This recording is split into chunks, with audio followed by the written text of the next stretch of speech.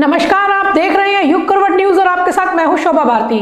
पेश है आज का हमारा न्यूज बुलेटिन। आइए नजर डालते हैं आज के हेडलाइंस पर। दिल्ली में हुए इजरायली दूतावास के पास ब्लास्ट की जैश उल हिंद संगठन ने ली जिम्मेदारी। इजराइल ने जताया भारत की जांच पर भरोसा। किसान आंदोलन में बढ़ती संख्या को देखते हुए गाजीपुर, सिंघू व टिकरी बॉर्डर पर रविवार शाम तक इंटरनेट सेवाएं बंद। किसान बोले आवाज दबाने का हो रहा प्रयास। मुरादाबाद में हुए भीषण हादसे में 10 लोगों की मौत। सीएम योगी ने मृतकों को 2-2 लाख रुपए मुआवजे की घोषणा की। लोनी के बेटा हाजीपुर गांव के लोगों ने किया विधायक नंदकिशोर गुर्जर का बहिष्कार। बुलाने पर दी 50,000 रुपए जुर्माने की चेतावनी। पत्नी के चरित्र पर शक होने पर लोनी में दामाद ने ससुर को गोलियों से भूना। आरोपियों की तलाश में जुटी पुलिस। और पुण्यतिथि पर याद किए गए बापू, राष्ट्रपति, प्रधानमंत्री, रक्षा मंत्री और सीएम योगी ने दी श्रद्धांजलि। शुक्रवार को दिल्ली में इजरायली दूतावास के पास हुए ब्लास्ट की जिम्मेदारी जैश उल हिंद नाम के संगठन ने ली है। हालांकि देश की एजेंसियां इस दावे की जांच में जुटी हैं। देश की जांच एजेंसियों को धमाके की जांच में कई अहम सुराग मिले हैं। 2 संदिग्धों के बारे में भी जानकारी मिली है जिनकी पहचान की जा रही है। वहीं इजराइल सरकार ने भारत की जांच एजेंसियों पर इस मामले में जांच का भरोसा जताया है। देश की राजधानी दिल्ली में शुक्रवार को हुए इजरायली दूतावास के पास आईईडी ब्लास्ट की जिम्मेदारी जैश उल हिंद नाम के संगठन ने ली है। इस संगठन ने दावा किया है कि उसने ही इजरायली दूतावास के सामने धमाका करवाया है। देश की खुफिया एजेंसी इस दावे की जांच में जुट गई है। वहीं दिल्ली पुलिस को धमाके की जांच के दौरान बड़े सबूत मिले हैं। दिल्ली पुलिस को धमाकों के बाद घटना स्थल पर जाने वाले 2 संदिग्धों के बारे में जानकारी मिली है। इसके अलावा मौके से एक लिफाफा भी बरामद हुआ है, इसमें इजराइल के बारे में लिखा है। इस बीच इजराइल के राजदूत रोन मल्का ने दिल्ली में इजरायली दूतावास के पास हुए धमाकों को आतंकी हमला करार दिया। उन्होंने कहा कि धमाका करने वालों का पता लगाया जा रहा है। सूत्रों के मुताबिक दिल्ली पुलिस की शुरुआती जांच में पता चला है कि ब्लास्ट के बाद 2 संदिग्ध घटना स्थल पर कैब से उतरकर गए थे। दिल्ली पुलिस ने उस कैब की पहचान कर ली है। पुलिस उस कैब ड्राइवर से पूछताछ कर दोनों संदिग्धों के बारे में जानकारी हासिल कर रही है।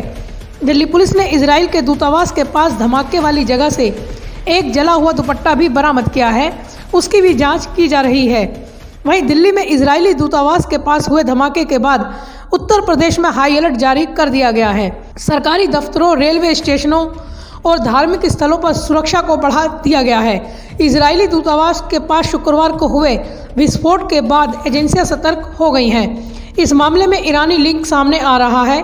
पुलिस ने बताया कि इजराइल के दूतावास के नाम से लिखा एक नोट भी घटना स्थल पर पाया गया है। सूत्रों के मुताबिक इस नोट में धमकी दी गई है और कहा गया है कि यह ट्रेलर है। इजराइल पहले ही इसे आतंकी हमला करार दे चुका है। भारत सरकार भी इस मामले में गंभीर नजर आ रही है। एम्बेसी के पास पाए गए नोट में ईरानी शहीद कासिम सुलेमानी का भी जिक्र है। जनवरी 2020 में ईरान के मेजर जनरल सुलेमानी की यूएस ड्रोन हमले में मौत हो गई थी। दूतावास के बाहर हुए हमले के मामले में इजराइल सरकार भी गंभीर है। हालांकि इजराइल सरकार ने भारत सरकार की जांच पर भरोसा जताया है। ब्यूरो रिपोर्ट, युग करवट न्यूज।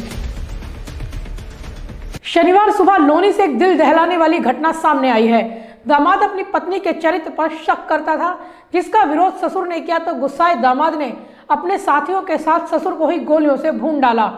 पुलिस ने नामजद रिपोर्ट दर्ज होने के बाद आरोपियों की खोज शुरू कर दी है। लोनी के गांव कोतवालपुर में सुबह 3 बजे दामाद ने हत्या की इस सनसनीखेज वारदात को अंजाम दिया था। शनिवार सुबह 3 बजे लोनी का गांव कोतवालपुर गोलियों की तड़तड़ाहट से गूंज उठा। लगातार चल रही गोलियों के डर से लोग डर के मारे अपने घरों से बाहर नहीं निकल सके। जब गोलियां चलनी बंद हुई तो लोगों को पता चला कि गांव के ही 67 वर्षीय शिवराज को उसके दामाद ने गोलियों से भून डाला। सूचना पर पहुंची पुलिस ने मामले की जांच शुरू कर दी है। पुलिस ने इस मामले में जल्द ही आरोपियों की गिरफ्तारी का दावा किया है, जिसके लिए कई टीमों का गठन किया गया है। इसमें इनके जो घर वाले थे उन्होंने उनको सबको भागते हुए देखा जिन लोगों ने गोली चलाई थी। उनमें से जो इन्होंने तहरीर दी है वो नामजद तहरीर दी है। इसमें इनका ही दामाद है त्रिलोक चंद भाटी, जिससे कि इनका कुछ विवाद चल रहा था अपनी बेटी और इसको लेकर। तो उसी कारण से इसने इनके ऊपर फायरिंग की, जानलेवा फायरिंग, जिससे इनकी मृत्यु हो गई। जो तहरीर आई है उस पर FIR दर्ज करके इसकी गिरफ्तारी के लिए टीमें गठित की गई हैं और दबिश दी जा रही है इसके ठिकानों पर। बहुत ही जल्दी इसकी अभियुक्त की और इसके साथियों की जो इसके साथ थे उनकी गिरफ्तारी करके इनको जेल भेजा जाएगा। वहीं मृतक शिवराज के बेटे विनोद ने पुलिस में रिपोर्ट दर्ज कराई है कि उसके पिता की हत्या उसके बहनोई त्रिलोक सिंह दिल्ली निवासी ने की है। हत्या आरोपी सुबह करीब 3 बजे उनके घर अपने कई साथियों के साथ पहुंचा और दरवाजा खुलवाने के बहाने से उसके पिता की गोली मारकर हत्या कर दी। पीड़ित ने बताया कि उसकी बहन की शादी त्रिलोक सिंह के साथ हुई थी, लेकिन शादी के बाद से ही वह अपनी पत्नी के चरित्र पर शक करता था। इसी शक के कारण वह अपनी पत्नी को मायके छोड़कर चला गया था, जिसकी वजह से ससुर और साले से वह रंजिश भी रखने लगा और इस घटना को अंजाम दे डाला। फिलहाल पुलिस आरोपियों की तलाश में दबिश दे रही है। ब्यूरो रिपोर्ट, युग करवट न्यूज। राष्ट्रपिता महात्मा गांधी की पुण्यतिथि पर शनिवार को राष्ट्रपति रामनाथ कोविंद, PM नरेंद्र मोदी, रक्षा मंत्री राजनाथ सिंह सहित विभिन्न राजनीतिक दलों के नेताओं ने उन्हें श्रद्धांजलि अर्पित की। ट्विटर पर भी राष्ट्रपति सहित PM व अन्य नेताओं ने बापू को याद किया और उनके आदर्शों को दोहराया। वहीं उत्तर प्रदेश के मुख्यमंत्री योगी आदित्यनाथ ने भी महात्मा गांधी को श्रद्धांजलि अर्पित की। शनिवार को देश के राष्ट्रपिता महात्मा गांधी की पुण्यतिथि के मौके पर राष्ट्रपति रामनाथ कोविंद, PM मोदी दिल्ली स्थित राजघाट पहुंचे। यहां उन्होंने बापू को श्रद्धांजलि दी।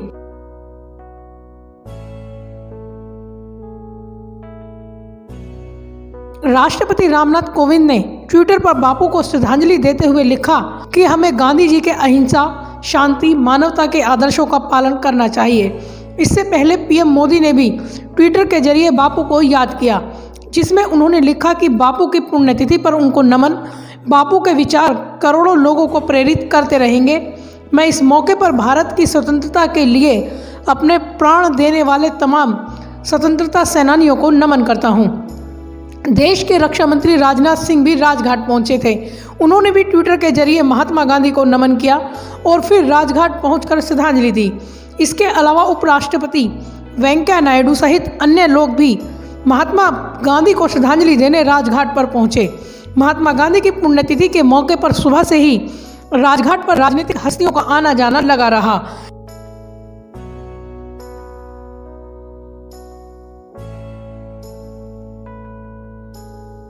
वहीं उत्तर प्रदेश के मुख्यमंत्री योगी आदित्यनाथ ने भी बापू की पुण्यतिथि पर उन्हें याद किया। उत्तर प्रदेश की राजधानी लखनऊ के हजरतगंज में गांधी जी की प्रतिमा पर पुष्प अर्पित कर उन्हें नमन किया और फिर उनके संकल्पों को दोहराया। ब्यूरो रिपोर्ट, युग करवट न्यूज।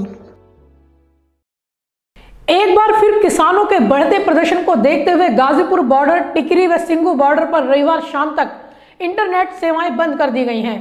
आंदोलन की स्थिति सामान्य होने के बाद इंटरनेट बहाल किए जाने का आश्वासन प्रशासन ने किसानों को दिया है।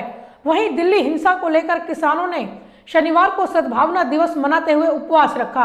किसानों ने कहा कि अब सरकार किसानों को सोशल मीडिया पर अपनी बात रखने से रोकने के लिए इंटरनेट बंद कर रहा है। वहीं गाजीपुर बॉर्डर पर किसानों का पहुंचना शनिवार को भी लगातार जारी रहा।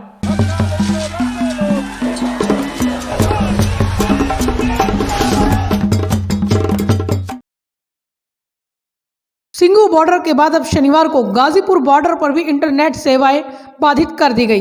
इंटरनेट न चलने की वजह से किसान सोशल मीडिया पर अपनी बात नहीं रख पा रहे हैं। इंटरनेट का इस्तेमाल करने के लिए उन्हें धरना स्थल से काफ़ी दूर जाना पड़ रहा है। सूत्रों के मुताबिक गाजीपुर बॉर्डर पर अचानक से इंटरनेट सेवा बाधित कर दी गई।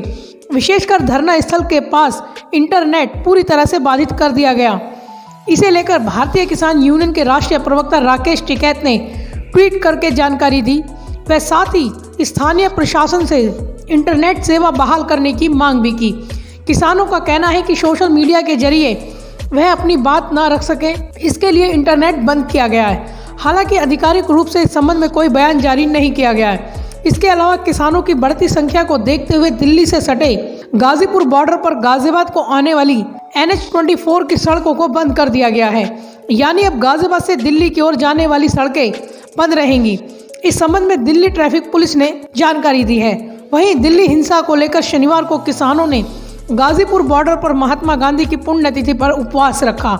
सैकड़ों की संख्या में हिंसा के विरोध में दुखी किसानों ने सद्भावना दिवस मनाते हुए सुबह 9 बजे से शाम 5 बजे तक का उपवास रखा।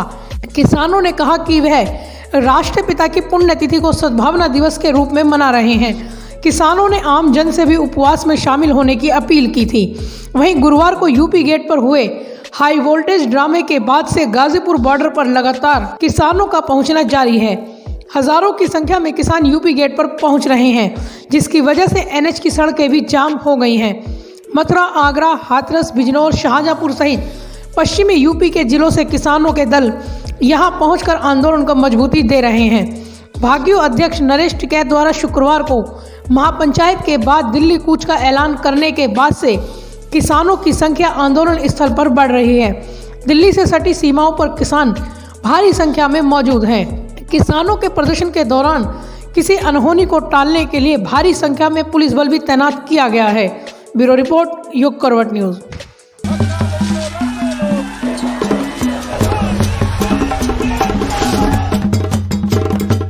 लोनी विधायक नंदकिशोर गुर्जर की मुश्किलें कम होने का नाम नहीं ले रही हैं। शनिवार को लोनी के बेहटा हाजीपुर गांव में लोगों ने पंचायत करते हुए लोनी विधायक का बहिष्कार करने और उन्हें गांव में घुसने देने से इनकार कर दिया है। गांव के प्रमुख हरबीर खलीफा ने इस मामले में गांव वासियों को भी चेतावनी दी है कि अगर किसी ने विधायक को गांव में बुलाया तो उस परिवार का सामाजिक बहिष्कार तो किया ही जाएगा, साथ ही उस पर 50,000 रुपए का जुर्माना भी लगाया जाएगा। पंचायत में कहा गया है कि यह दंड लोनी विधायक को यूपी गेट पर जाकर किसानों को धमकाने और हथियारबंद लोगों को ले जाकर अराजकता का माहौल बनाने के लिए दिया गया है, जिसे स्वीकार नहीं किया जाएगा। पंचायत ने कहा कि किसान की कोई जाति नहीं होती, बल्कि 36 बिरादरी का ताना बाना होते हैं, जिसके ताने बाने को विधायक ने तोड़ने का प्रयास किया है।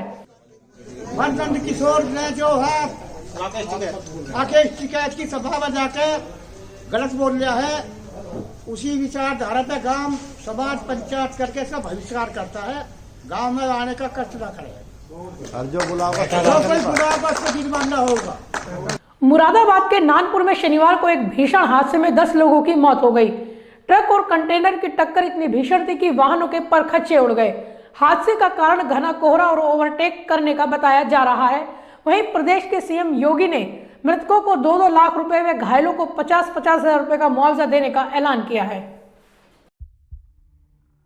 उत्तर प्रदेश के मुरादाबाद जिले के नानपुर इलाके में शनिवार सुबह मिनी बस और ट्रक की भीषण टक्कर हो गई। इसमें 10 लोगों की मौत हो गई, 10 जख्मी हुए हैं। इनमें से कुछ की हालत गंभीर है। ऐसे में मौत का आंकड़ा बढ़ सकता है। शुरुआती जानकारी में सामने आया है कि हादसा घने कोहरे और ओवरटेक करने की वजह से हुआ है। एसएसपी मुरादाबाद प्रभाकर ने 10 लोगों की मौत की पुष्टि की है। आगरा हाईवे पर कुंदरकी थाना इलाके में नानपुर की पुलिया के पास शनिवार सुबह कैंटर और बस की टक्कर हो गई थी। बताया जा रहा है कि इन दोनों वाहनों के बाद तीसरा वाहन भी इसमें आकर टकरा गया। प्रत्यक्षदर्शियों के मुताबिक ओवरटेक करने पर यह हादसा हुआ। पुलिस के मुताबिक एक निजी बस कुंदरकी से यात्रियों को लेकर मुरादाबाद जा रही थी। बस जैसे ही नानपुर पुलिया के पास पहुंची, तभी सामने से आए कैंटर ने बस में टक्कर मार दी। इस हादसे में कैंटर पलट गया, जबकि बस का अगला हिस्सा बुरी तरह से क्षतिग्रस्त हो गया। इसी दौरान एक तीसरा वाहन भी बस से आकर टकरा गया। पुलिस के मुताबिक अब तक 10 लोगों की मौत हो चुकी है, जबकि 20 लोगों को उपचार के लिए कुंदरकी के सरकारी अस्पताल और जिला अस्पताल में भर्ती कराया गया है। डीएम राकेश कुमार सिंह और एसएसपी प्रभाकर समेत अन्य अधिकारी मौके पर मौजूद हैं। पुलिस अधीक्षक नगर अमित आनंद जिला अस्पताल में घायलों को देखने पहुंचे और उन्होंने बताया कि मृतकों की पहचान कराने का प्रयास किया जा रहा है। डॉक्टरों की टीम घायलों के इलाज में लगी है। हादसे के बाद हाईवे पर जाम लग गया था। जाम खुलवाने के लिए पुलिस ने क्रेन के जरिए वाहनों को हाईवे से हटाकर किनारे किया और यातायात चालू कराया। इन दोनों वाहनों के बुरी तरह से परखच्चे उड़ गए थे, जिससे हादसे का अंदाजा लगाया जा सकता है। हादसे पर मुख्यमंत्री योगी आदित्यनाथ ने दुख जताते हुए अधिकारियों को निर्देश दिया है कि घायलों को पर्याप्त चिकित्सा सुविधा उपलब्ध कराई जाए। सीएम योगी ने मृतकों के परिजनों को 2-2 लाख रुपए और घायलों को 50-50 हजार रुपए की मुआवजा राशि देने की घोषणा की है। ब्यूरो रिपोर्ट, युग करवट न्यूज। 26 जनवरी को दिल्ली में हुई हिंसा को लेकर जहां किसान संगठन से लेकर विपक्षी दल लगातार सरकार पर हमले कर रही है, वहीं शनिवार को गणतंत्र दिवस के दिन किसानों की ट्रैक्टर रैली के दौरान पुलिस कर्मियों पर हुए हमले के विरोध में दिल्ली पुलिस कर्मियों और उनके परिजनों ने शहीदी पार्क में विरोध प्रदर्शन किया।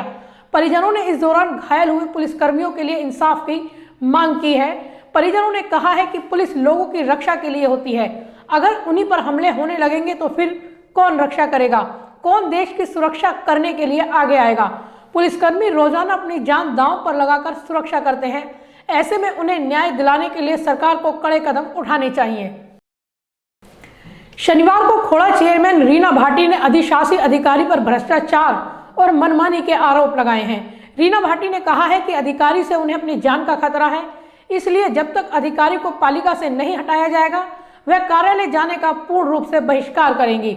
चेयरमैन ने आरोप लगाया है कि अधिशासी अधिकारी गलत कार्य कर उनकी छवि को धूमिल करने का प्रयास कर रहे हैं। कई कर्मचारियों को अधिशासी अधिकारी ने बिना किसी कारण के नौकरी से निकाल दिया है। जब उन्होंने इसकी जानकारी मांगी तो उसका जवाब तक नहीं दिया गया। चेयरमैन ने अधिकारी पर आरोप लगाते हुए कहा है कि वे पानी की पर्ची, बेसमेंट और बहुमंजिला इमारतों में अवैध निर्माण कराने के नाम पर अवैध उगाही में जुटे हैं।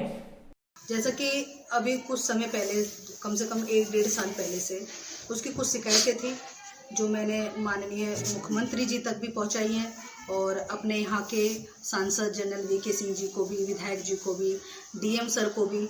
इसकी जितनी भी कमियां थी वो सब चीज़ों से मैं कौन कौन सी कमियां थी वो बताइए जी। कमियां ये रही इनकी, अभी कुछ समय पहले कुछ कर्मचारियां निकले जी, मैंने इनसे जानने की कोशिश करी कि इन कर्मचारियों को आपने कोई नोटिस दिया किसी प्रकार का? क्योंकि देखिए आप समझ सकते हैं कि कोरोना काल में हर किसी को बहुत ज़्यादा ज़रूरत थी काम की, लेकिन जो लोग काम पे लगे हुए हैं उनको उन्होंने किस कारण निकाला, मैं उनसे पूछना चाहती थी।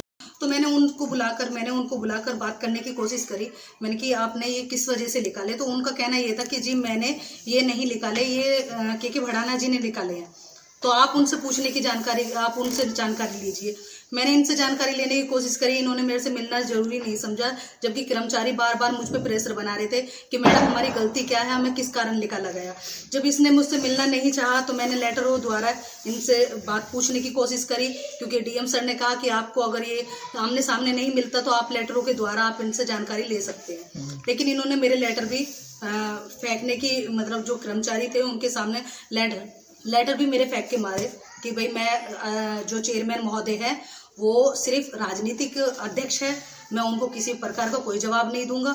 ऐसे व्यक्ति को कि जो राजनीतिक है, ये राइट मेरा बनता है कि मैं कब कर्मचारियों को लगाऊं और कब हटाऊं। तो मैं यही पूछना चाह रही थी कि अगर सारे राइट ही एक ईओ के हैं तो चेयरमैन को जनता से चुनकर नगर पालिका में क्यों बैठाया गया?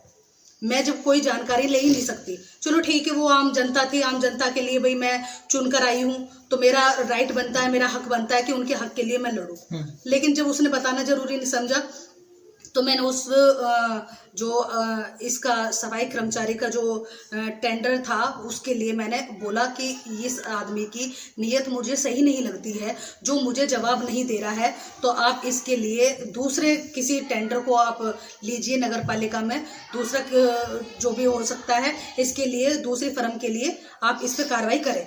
लेकिन इसने 1 साल से अभी तक कोई भी इस प्रकार की कोई कार्रवाई नहीं करी है।